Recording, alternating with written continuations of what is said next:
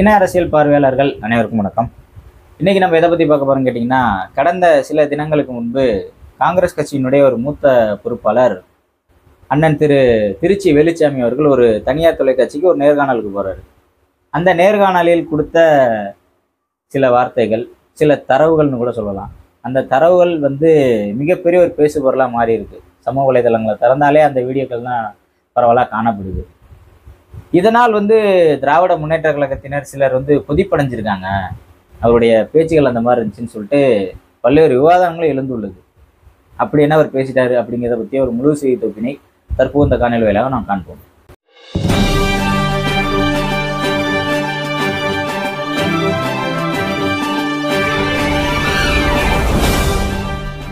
அதாவது மக்களே, திராவிட முன்னேற்ற கழகத்தின் தலைமையிலான இந்த மதச்சார்பற்ற முற்போக்கு கூட்டணி, இந்த கூட்டணி கிட்டத்தட்ட 2019 துவங்கி இன்று 2025 இதுவரை தாக்கு பிடித்து மிகப்பெரிய ஒரு வெற்றி கூட்டணியாக தொடர்ந்து வருகிறது. இந்த கூட்டணியை சிதைக்க பல்வேறு குழப்பங்கள் ஏற்படுகிறது, பல்வேறு சூழ்ச்சிகள் நடக்கிறது. அது எல்லாம் தெரிஞ்சது தான்.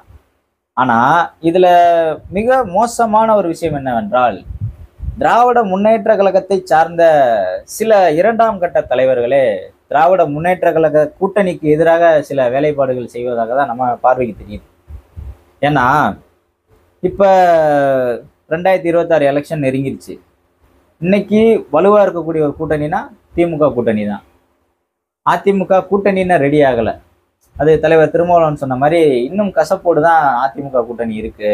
பாஜக வச்சுக்கலாமா வேணாமா, வேற யாரையாவது நம்ம உள்ள சேர்ப்போமா அப்படின்ற மாதிரி ஒரு இதில் இருக்காங்க. ஆனால் எந்த ஒரு குழப்பமும் இல்லாமல் ஒரு கொள்கை பிடிப்போடு ஒரு கூட்டணி இருக்குன்னா அது திராவிட முன்னேற்ற கழகத்தின் தலைமையிலான இந்த கூட்டணி. இந்த கூட்டணி சிதைய வேண்டும் என்று பல்வேறு நபர்கள் நினைக்கிறாங்க. சங் பரிவார் கும்பல்கள், அதிமுகவினர், திராவிட முன்னேற்ற கழகத்தின் கூட்டணியை பிடிக்காத அனைவரும்.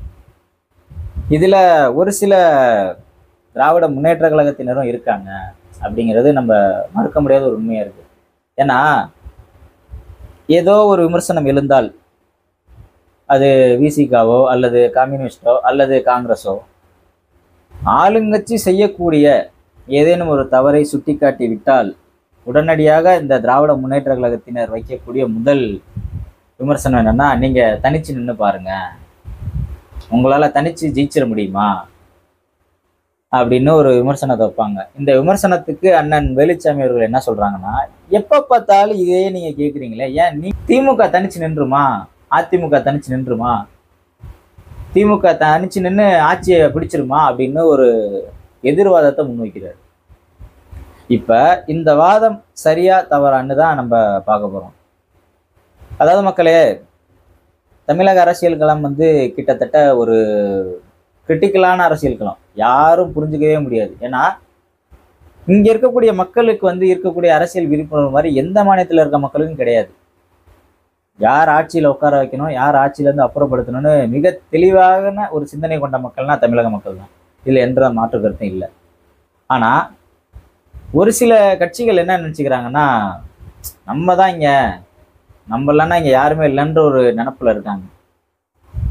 இன்னைக்கு கூட்டணியின் தயவு இல்லாமல் எந்த கட்சியும், நான் திமுக மட்டும் சொல்லல, அதிமுக இன்க்ளூடிங் எக்ஸெட்ரா எல்லாமே, கூட்டணி இல்லாமல் யாரும் தனிச்சு ஜெயிக்க முடியாது. அதாவது தமிழக வெற்றி கழகம்னு ஒரு கட்சியை துவங்கி விஜய் அவர்கள் ஆட்சியை பிடிக்குன்னு நினைக்கிறாரு. அவரே இன்னைக்கு கூட்டணி வேணும்னு தானே விரும்புறாரு. ஏன் கூட்டணியோட தேவை என்ன அப்படின்னா, ஒரு கூட்டணி என்பது மக்களே இந்த அரசியல் களத்தில் எவ்வளவு தேவை என்பதுன்னா, இப்ப திமுக கூட்டணியினுடைய பலம் இல்லாமல் ஜெயிக்க முடியுமான்னு கேட்டா நிச்சயமா முடியாது. ஏன்னா இன்னைக்கு ஒவ்வொரு கட்சிக்கும் ஒரு வாக்கு வங்கி இருக்கு. எந்த கட்சிக்கும் நிலையான வாக்கு வங்கி கிடையாது. இது நிதர்சனமான உண்மை. ஏன்னா இப்ப இந்த முறை ஓட்டு போட்டவங்க அடுத்த முறை அதே கட்சிக்கு ஓட்டு போடுவாங்களான்னு கேட்டா கிடையாது. நிலையான ஓட்டு வங்கி கிடையாது. கட்சிக்காரங்கன்னு ஒரு சில குறிப்பிட்ட நபர்கள் இருக்கலாம். ஆனா நிலையான ஓட்டு வங்கி என்பது எந்த கட்சிக்குமே கிடையாது. அது தேர்தலுக்கு தேர்தல் மாறுபடும். இப்படி இருக்கும் சூழலில் எதற்காக கூட்டணி சேர்கிறார்கள் என்றால், இப்ப அதிமுகவை எடுத்துக்குவோம், திமுகவை எடுத்துக்குவோம். திமுக தலைமையில விசிக, கம்யூனிஸ்டுகள், காங்கிரஸ், தமிழக வாழ்வுரிமை கட்சி, அண்ணன் ஈஸ்வரன் அவர்களுடைய கட்சி, தனியரசு அவருடைய கட்சி, இவ்வளோ பேர் இருக்காங்க. இவங்க எந்த ஐடியாலஜியில் திமுக கூட்டணியில் இருக்காங்கன்னா பாஜக எதிர்ப்பு. அதாவது பல்வேறு ஐடியாக்கள் இருக்கலாம், ஆனால் எல்லாத்துக்கும் பொதுவான ஒரு ஐடியானா அது பாஜக எதிர்ப்பு, பாசிச எதிர்ப்பு. இந்த புள்ளியில இந்த கூட்டணி கட்சிகள் ஒன்றா இருக்கு. இப்போ இதுக்கு ஆப்போசிட்டா அப்படியே பார்த்தீங்கன்னா அதிமுக, அதுவும் திராவிட கட்சி தான். ஆனால் இன்னைக்கு அது திராவிடத்தை தாண்டி அது ஒரு ஆரிய கட்சியாக மாறிக்கிட்டு இருக்கு. அதான் உண்மை. இப்போ அந்த பக்கம் பார்த்தீங்கன்னா அதிமுக பாஜக இப்போ லீகலாக கூட்டணின்னு அறிவிச்சிருக்காங்க. அதுவும் அமித்ஷா அறிவிச்சிருக்காரு, எடப்பாடின்னு அறிவிக்கல. அமித்ஷா சொல்லியிருக்காரு. ஏன்னா இன்னைக்கு அவர் தான் கட்சிக்கு ஓனர்ன்னு நினைக்கிறேன். இருக்கலாம், இல்லாமலும் போகலாம். இப்போ இவர்களோட கொள்கை என்ன? பாஜக, அதிமுக, பாமக, இதர பல சின்ன சின்ன கட்சிகள்லாம் இருக்காங்க. இவங்களோட பிரதானமான ஒரே குறிக்கோள் என்னன்னா திமுகவை வீழ்த்த வேண்டும். அவரோட ஐடியாலஜி திமுகவை வீழ்த்தினா போதும், அதை தாண்டி அவர்களுக்கு எந்த ஐடியாலஜியும் இருக்க போறதில்லை. அதாவது பல ஐடியாக்கள் இருக்கலாம், ஆனால் மையமாக இருக்குது ஒரு பாயிண்ட் எல்லாத்துக்கும் பொதுவாக இருக்குன்னா திமுகவுக்கு பாசிச எதிர்ப்பு, இங்கிட்டு அதிமுக பாஜக கூட்டணிக்கு திமுக எதிர்ப்பு. இதுதான். அப்ப இப்ப இந்த ஐடியாலஜியை மட்டும் வச்சுக்கிட்டு திமுக ஜெயிச்சிட முடியுமா? முடியாது. இங்கிட்டு திமுகவை மட்டும் வீழ்த்தணும்னு அதிமுக தனிச்சு நின்று ஜெயிச்சிட முடியுமா? முடியாது. அப்ப இந்த சிந்தனை கொண்டவர்களை ஒருங்கிணைக்கணும். இதுதான் கூட்டணி.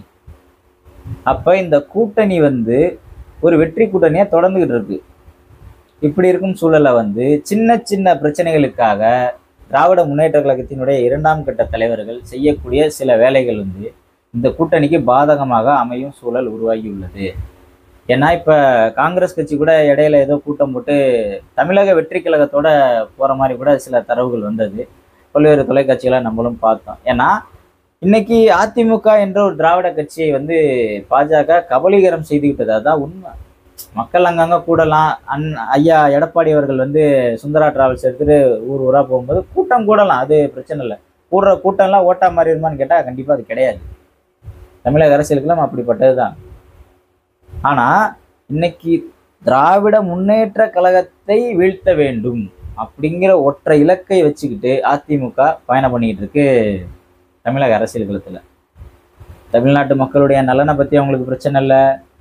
இந்த ஆட்சியில் எவ்வளவோ பிரச்சனைகள் இருக்கு. இவங்களோட எதிரி ஆட்சி தான் திமுக. இப்போ அதிமுகவோட எதிரி தானே. இந்த ஆட்சியில் நடக்கக்கூடிய எந்த ஒரு விஷயத்தையும் பெருசா எடுத்து போராடுறது கிடையாது. ஆனா திமுக வீழ்த்தணுன்ற ஒரு நோக்கம் மட்டும் இருக்கு. அது யாரோட சேர்ந்து வீழ்த்தணும்? பாஜகவோட சேர்ந்து வீழ்த்தணும் அப்படின்னு ஒரு ஐடியாலஜி.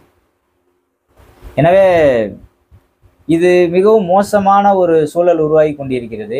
எனவே இந்த சூழலை திராவிட முன்னேற்ற கழகத்தின் 2ஆம் கட்ட தலைவர்கள் கருத்தில் கொண்டு பொதுவெளியில் ஒரு கருத்தை பேசும் பொழுதும், சமூக வலைதள பக்கங்களில் ஒரு கருத்தை பதிவிடும் பொழுதும் மிக கவனமாக செயல்பட வேண்டிய ஒரு சூழல் இது. தலைவர் ஸ்டாலின் அவர் கூட சொல்லியிருக்காரு, நமக்குள்ள பகையை முட்டி குளிர்காய நினைக்கிறாங்க, அதுக்கு இடம் கொடுத்துறாதீங்க அப்படின்ட்டு. அதே தான் நம்மளும் சொல்கிறோம். ஏன்னா நமக்கு முதல்ல இந்தியாவே பாதுகாக்கணுன்ற ஒரு மிகப்பெரிய ஒரு நோக்கம் இருக்குது. இந்தியா கூட்டணியுடைய முதன்மையான நோக்கமும் அதுதான். எனவே அந்த கூட்டணியை சிதையாமல் பாதுகாக்க வேண்டிய கடமை திமுகவுக்கு இருக்கு, விசிகாவுக்கு இருக்கு, காங்கிரஸுக்கு இருக்கு, கம்யூனிஸ்டுக்கு இருக்கு, தமிழக